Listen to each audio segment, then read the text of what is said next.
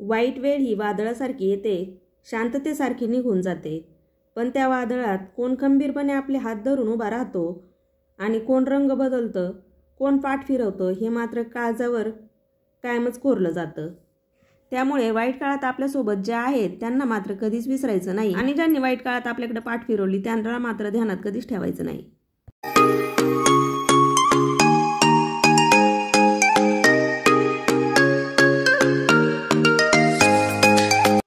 Hello, नमस्कार. मी सविताच लाईफस्टाईलमध्ये तुमचं अगदी मनापासून स्वागत आहे आणि तुम्हाला सर्वांना श्री स्वामी समर्थ.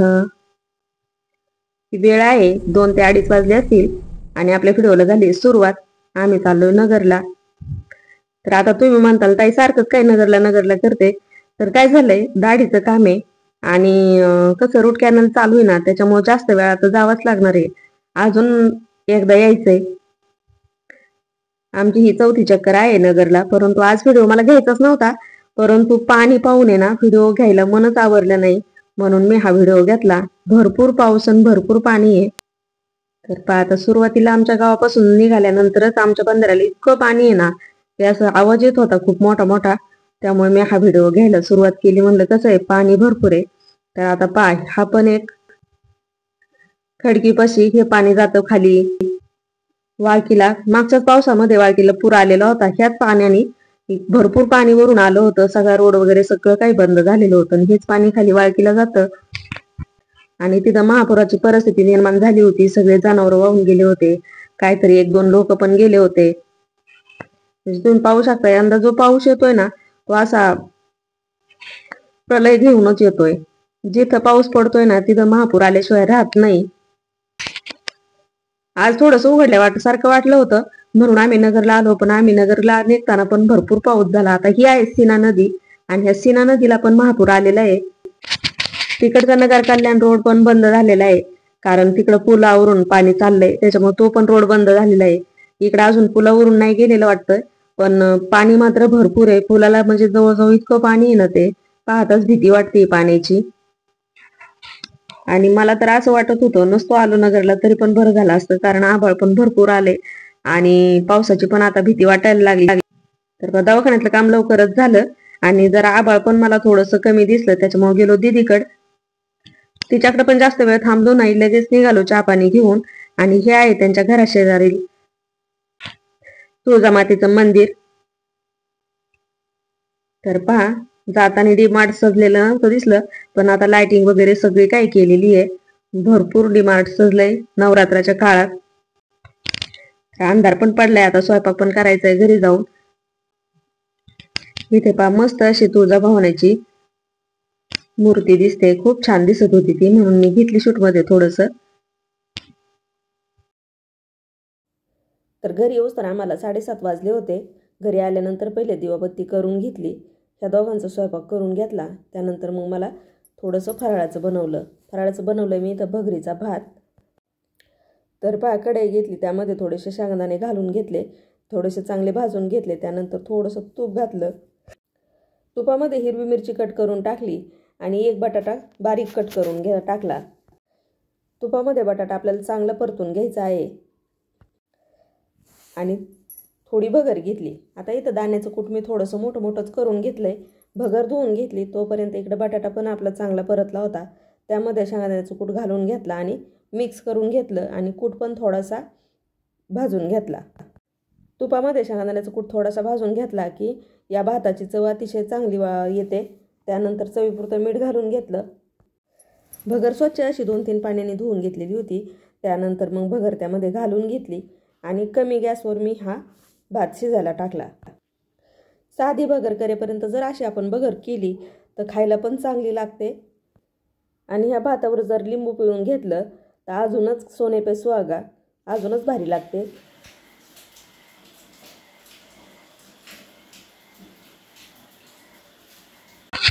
हा दिवस आहे दुसरा. घरातलं माझं बाकीचं काम आवरलं. त्यानंतर आता इथं काय झालं, मला थोडेसे सीताफळ दिसले वरती आणि चांगले मोठे होते. त्याच्यामुळे काय केलं, स्टूल घेतला बाहेर. बबलूला म्हणलं चला आपण सीताफळ तरी काढून घेऊ. 2-3 दिवस झालं दिसत होते, परंतु काही वेळच मिळत नव्हता. आणि आपलं लावलेलं किंवा आपल्या घराशेजारी किंवा आपलं जे झाड असतं ते फुलांचं असो, फळांचं असो, कशाचंही झाड असो, त्याचे जर फळं आले, फुलं आले तर आपल्याला खूप आनंद होतो. तसंच आनंद मला पण झाला. भरपूर असे सीताफळ निघले. गेल्या वर्षी थोडेच निघले होते, यंदा भरपूर सीताफळ निघले. पहा हे सीताफळ किती मोठं आहे आणि त्याला कसा डोळा पडलाय, म्हणजे पूर्ण सीताफळच फुटलंय. आणि हे असं सीताफळ खाण्यासाठी ना भरपूर गोड लागतं. झाडाला पिकलेलं सीताफळ जर खाल्लं तर जास्त गोड असतं ते. त्या सगळ्या सीताफळांना डोळे पडलेले येतं, काही छोटे येतं, काही मोठे येतं, कारण मध्ये भरपूर दिवस पाऊस नाही आला ना, आता एकदमच पाऊस यायला सुरुवात झाली. तर पाहता नवरात्र चालू झालंय आणि इथं मला घेतली मी भगर आता आपल्याला दळायची, म्हणून मी थोडीशी भाजून घेते.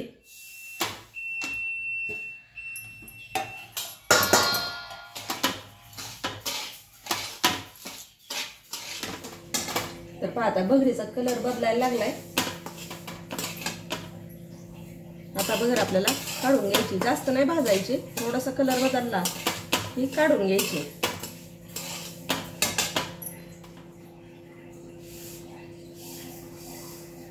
जवळजवळ मी 1 किलो भगर भाजून घेतली आहे. हा आहे साबुदाणा मी पावशर घेतलाय. 1 किलो भगर आणि साबुदाणा पावशर. साबुदाणा पण थोडासा भाजून घ्यायचा आहे.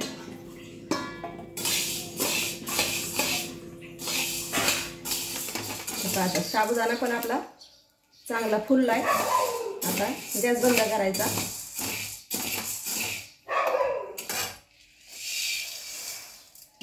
आणि साबुदाणा भगरीत घालून द्यायचा. आणि हे सगळं आता थंड होऊन द्यायचं. थंड झाल्यानंतर आपल्याला दळून घ्यायचं. तर आता 1 किलो भगरीला पावशर साबुदाणा भरपूर होतो, म्हणजे भाकरी जास्त चिकट पण होत नाही आणि कडक पण होत नाही. तर चला आता थोडंसं थंड होऊन देते आणि मग गिरणीतून दळून घेते. तर पाहता ते थंड होतंय, तोपर्यंत भाजी करून घेऊया. चक्की आहे, चक्कीची भाजी बनवणार आहे आज मी. अगदी साधी आणि सिंपल, पण खायला चमचमीत. तर पहा इथं मस्त अशी आपली चक्की कापून ठेवली आहे.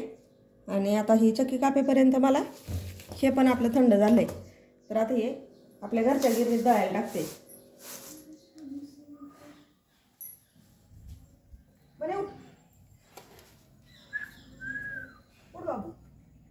अगं उठ माझी बुबुडी.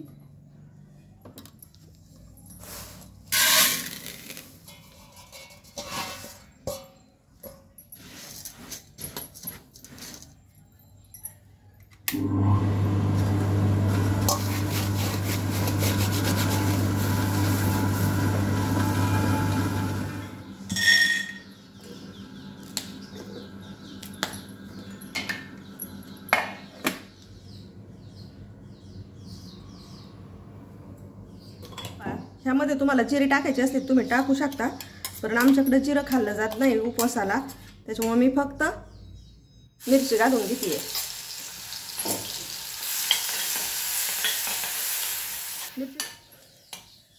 तर पहा आपली मिरची चांगली तळली आहे.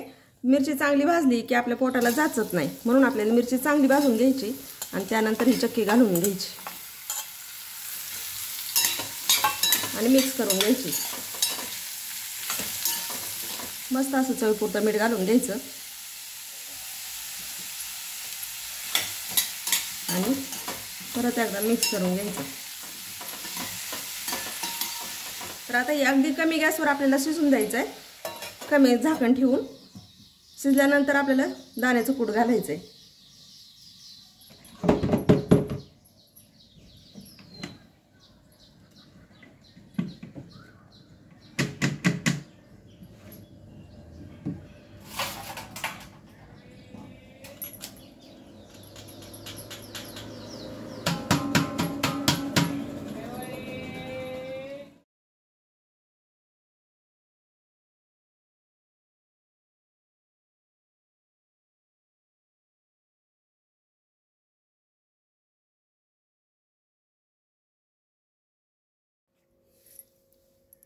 ह्या पिठामध्ये तुम्ही थोडंसं मीठ पण टाकू शकता, म्हणजे काय होतं अजून भाकरी खायला चवदार लागते. तर मस्त असं थोडं थोडं पाणी घालून पीठ मळून घ्यायचं. साबुदाणा जर मापात टाकला ना तर पीठ जास्त चिकट पण होत नाही आणि भाकरी पण मग कडक होत नाही. परंतु साबुदाणा जर कमी झाला तर भाकरी पण आपली ही कडक होणार आणि साबुदाणा जास्त झाला तर भाकरी चिकट होणार. त्यामुळे साबुदाणा ह्या पिठाला मापातच लागतो भगरीला. 1 किलो भगरीला पावशेर साबुदाणा भरपूर होतो. अशी भाकर छान येते, कडक पण होत नाही आणि चिवट पण होत नाही, चिकट पण होत नाही. तर मस्त अशी भाकर माझी झाली आहे, कुठं चिरटली नाही, कुठं काही नाही, मस्त अशी झाली. आणि उपवासाला ही जर भाकरी खाल्ली की भूक पण लागत नाही.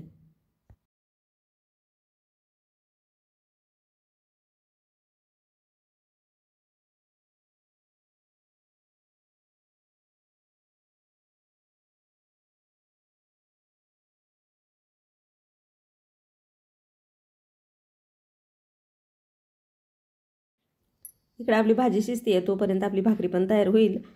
तर पहा आता ह्या साईडने भाकरी आपली चांगली भाजून निघली.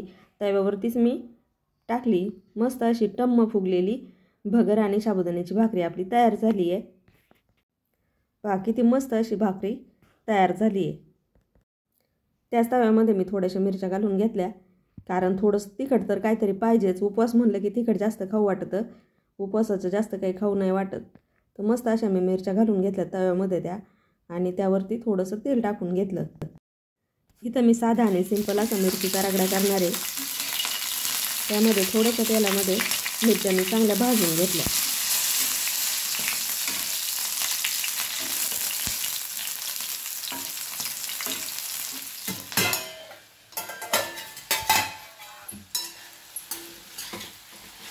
तर पहा ही चक्की आपली 75% शिजलेली आहे. आता ह्या स्टेजला येईल आपल्याला दाण्याचं कूट घालून घ्यायचं आहे. तर पहा आता हे दाण्याचं कूट थोडंसं मोठं मोठंच आहे, ती मी याच्यात घालून घेते.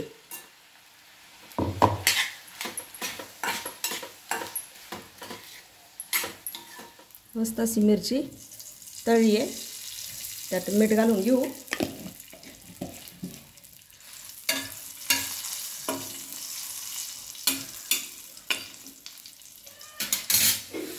आणि ही मिरची आपल्याला आता तव्यातच रगडून घ्यायची आहे. गरम गरम आहे तोवरच रगडायची, म्हणजे मिरची पण बारीक होती. ही मिरची जास्त तिखट नाही आहे,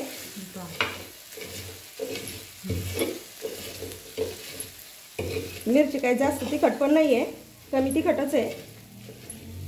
पण ती आपला गुणधर्म सोडत नाही, त्याच्यामुळे ही चांगली तळून घ्यायची आणि मगच आपल्याला खायला ती पोटाला जातच नाही. आणि त्यातली त्यात उपवासाचे दिवस आहेत, तसं पण मिरचीचं प्रमाण कमीच पाहिजे. तर पाहता इथे तयार झाली आपली चक्कीची उपवासाची भाजी. तर आता ह्या स्टेजला गॅस करायचा आहे बंद. बरोबर चक्कीची भाजी